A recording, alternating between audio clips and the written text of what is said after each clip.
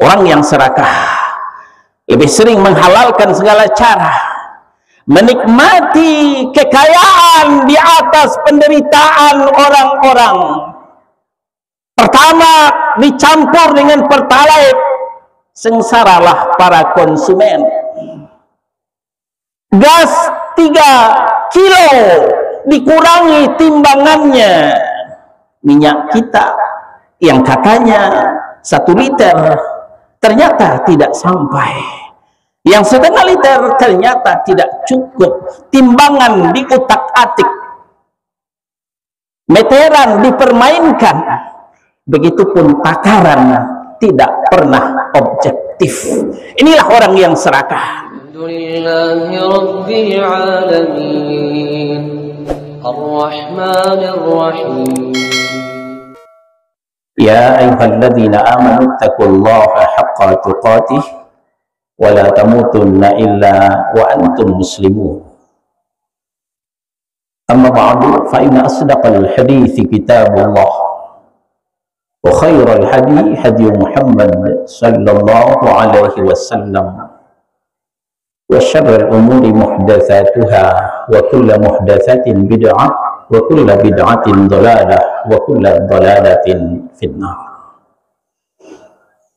Faqala Allah tabaraka wa ta'ala fi kitabihil karim, a'udzu billahi minasy syaithanir rajim, wa tuhibbunal mala hubban jamma.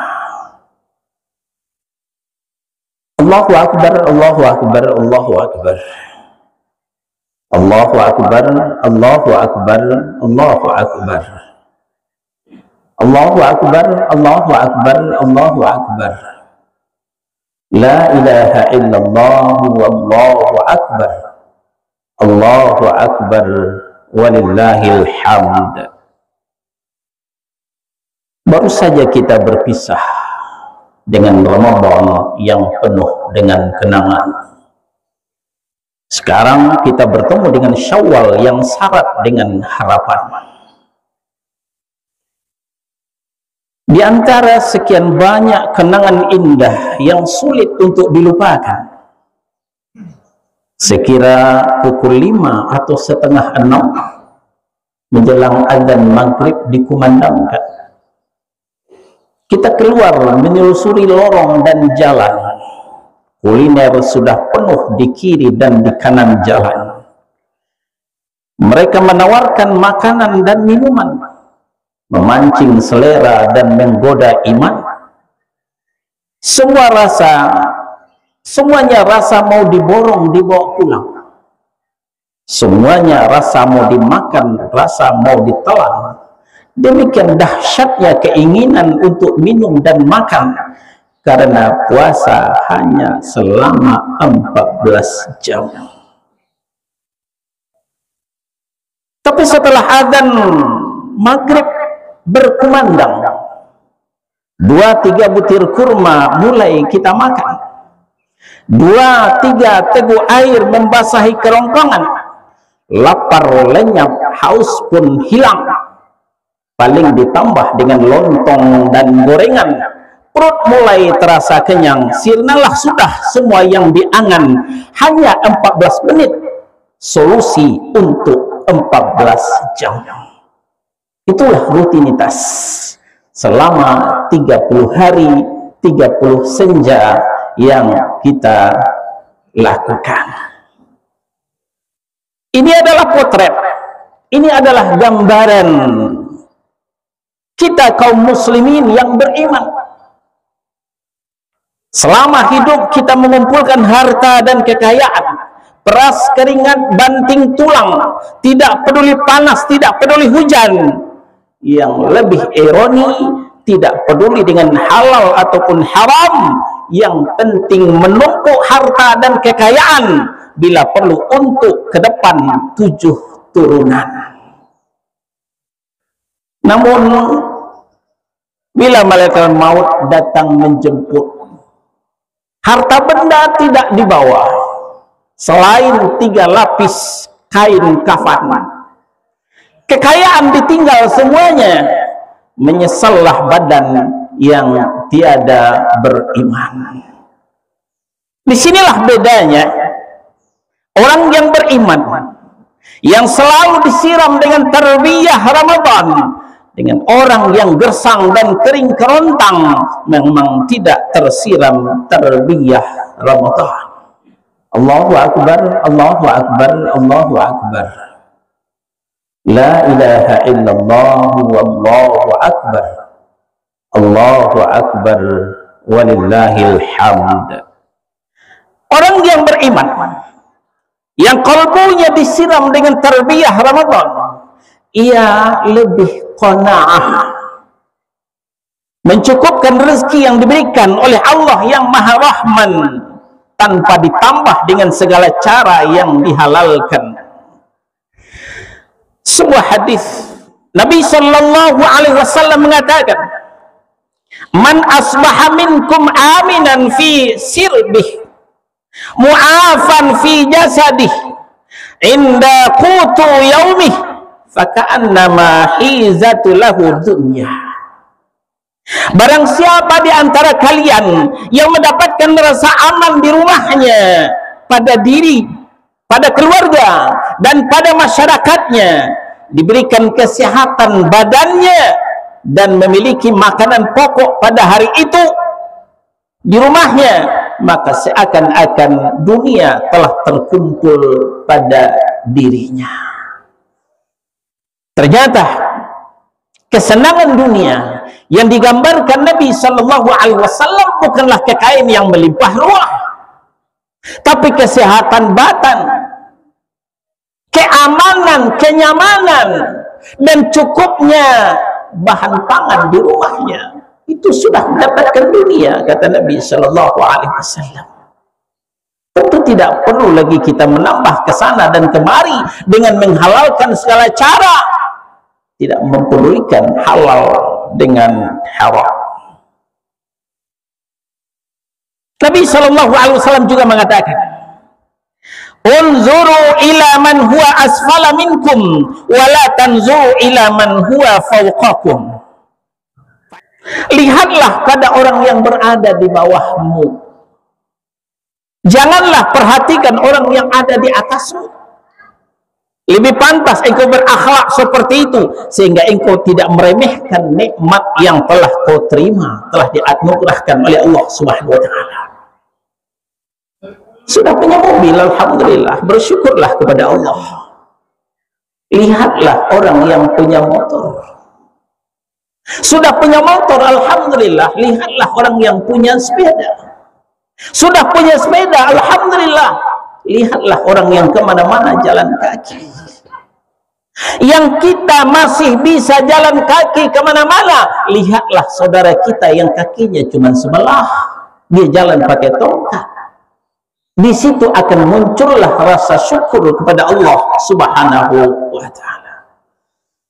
Tapi ketika orang yang bersepeda melihat orang yang pakai motor, orang yang pakai motor melihat orang yang punya mobil, orang yang punya mobil melihat orang yang punya pesawat, kapan kita akan bersyukur terhadap nikmat Allah? Fabi ayyi ala'i rabbikuma tukadziban? Nikmat Allah yang mana lagi yang mau kau dustakan? Syukurilah nikmat yang kecil, Allah akan menambah nikmat yang besar. Lain syakartum la azidannakum, wa lain kafartum inna adabi la syadid. Kalau kau bersyukur atas nikmat yang kuberikan, pasti akan kutambah, kata Allah. Tapi kalau kalian kufur, tidak berterima kasih, ingat, adabku sangat pedih. Demikian, untuk kita bersyukur atas nikmat Allah, kita supaya qanaah, mencukupkan apa yang telah diberikan Allah Subhanahu wa Ta'ala. Tentu setelah kita berusaha secara optimal, berikhtiar secara maksimal. Berapa yang diberikan Allah, itulah yang terbaik menurut Allah. Ingat, Allah itu Ar-Rahman, Allah itu Ar-Rahim, Allah Maha Pengasih, Allah Maha Penyayang. Tidak mungkin Allah memberikan yang terburuk buat kita. Allah pasti memberikan yang terbaik menurut kita. Cuman saja kita merasakan kurang baik. Sehingga Allah mengatakan, wa asa an takrahu syai'an wa huwa khairul lakum. Boleh jadi yang kamu tidak suka, miskin, melarat, kurang duit, kamu tidak suka, tapi itu yang terbaik menurut Allah Subhanahu wa taala. Wa asa an tuhibbu syai'an wa huwa syarrul lakum. Boleh jadi yang kamu suka, yang kamu doyan, itu tidak baik untukmu. Kita suka kaya, kita suka jutawan, kita suka milioner, tapi mungkin tidak baik menurut Allah Subhanahu wa taala. Wallahu ya'lamu wa antum la ta'lamun. Allah lebih tahu sedangkan kamu tidak tahu, kata Allah Subhanahu wa taala. Allahu akbar, Allahu akbar, Allahu akbar. La ilaha illallah wallahu akbar. Allahu akbar walillahil hamd. Berbeda dengan orang yang memang jiwanya gersang, kering kerontang, yang tidak tersiram dengan tarbiyah Ramadan. Mereka lebih cenderung kepada serakah, loba, tamak. Betapapun yang diberikan oleh Allah Subhanahu wa taala terasa kurang cukup. Walaupun sudah melimpah ruah, terasa kurang cukup. Benar apa yang disampaikan Nabi sallallahu alaihi wasallam dalam hadis Anas bin Malik, diriwayatkan oleh Muslim. Kata Nabi, "Lau anna li bani Adam wadiyan min dhahabin ahabba an yakuna lahu wadiyani." Kalaulah anak cucu Adam itu, manusia itu diberi satu lembah emas, pasti dia akan minta lembah yang kedua. Kalaupun diberikan kepadanya 2 lembah emas, dia akan minta lembah yang ketiga. Wala yamla'u fahu illa turab. Tidak ada yang memenuhi mulutnya kecuali tanah. Setelah mulut mereka disumpal dengan tanah, setelah dimiringkan ke kiblat, sudah dimasukkan ke liang lahat, itulah baru selesai harapan mereka. Inilah gambaran orang yang serakah, orang yang loba, orang yang tamak. Santano Merapi jadi perak, nyeminta Singgalang jadi intan, Sago menjadi ameh urai, bukit barisan di kapling-kapling, lautan di pagar bambu. Ini bukti orang yang serakah, bukti orang yang tamak, yang loba, tidak mencukupkan apa yang telah diberikan oleh Allah Subhanahu wa taala. Orang yang serakah lebih sering menghalalkan segala cara, menikmati kekayaan di atas penderitaan orang-orang. Pertama dicampur dengan pertalite, sengsaralah para konsumen. Gas 3 kilo dikurangi timbangannya. Minyak kita yang katanya 1 liter ternyata tidak sampai. Yang 1/2 liter ternyata tidak cukup. Timbangan diutak-atik, meteran dipermainkan, begitupun takaran tidak pernah objektif. Inilah orang yang serakah, inilah orang yang loba. Dan keserakahan ini cepat atau lambat mereka akan mendapatkan batunya.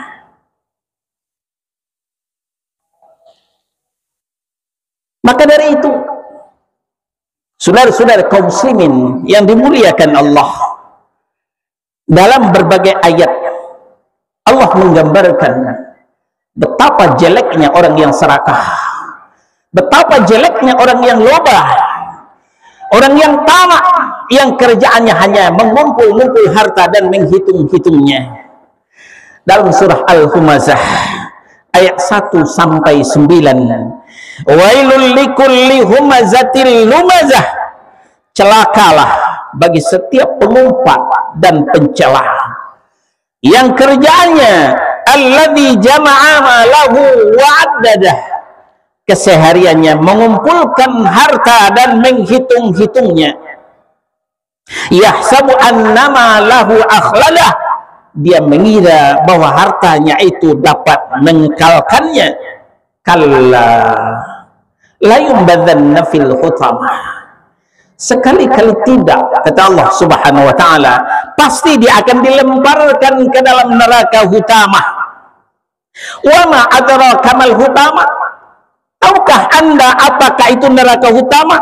Narullahil muqadah allati tattali'u 'alal afidah innaha 'alaihim muqsadah fi 'amadim mumaddadah, yaitu api azab Allah yang dinyalakan, yang membakar sampai ke hati. Sungguh api itu ditutup rapat atas diri mereka, sedangkan mereka itu diikat pada tiang-tiang yang panjang. Hukuman, balasan, siksaan terhadap orang yang serakah, yang tamak, yang loba, yang menghalalkan segala cara, tidak peduli uang jamaah, tidak peduli uang masyarakat, tidak peduli uang bangsa dan negara, dikuras untuk kekayaan pribadinya. Inilah bahaya yang tidak tersentuh dengan tarbiyah Ramadan.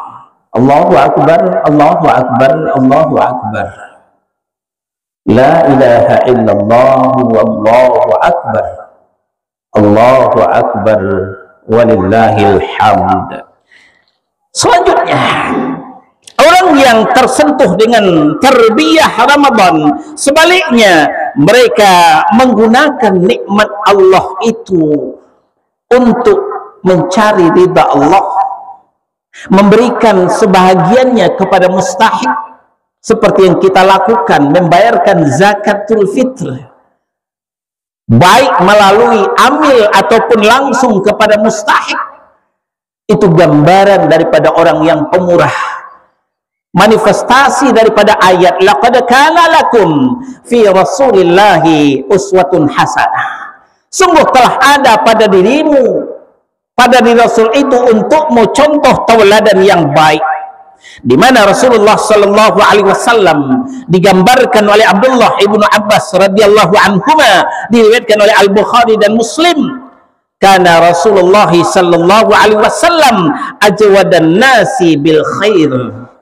Adalah Rasulullah sallallahu alaihi wasallam sangat pemurah dengan kebaikan, sangat pemurah dengan kebaikan.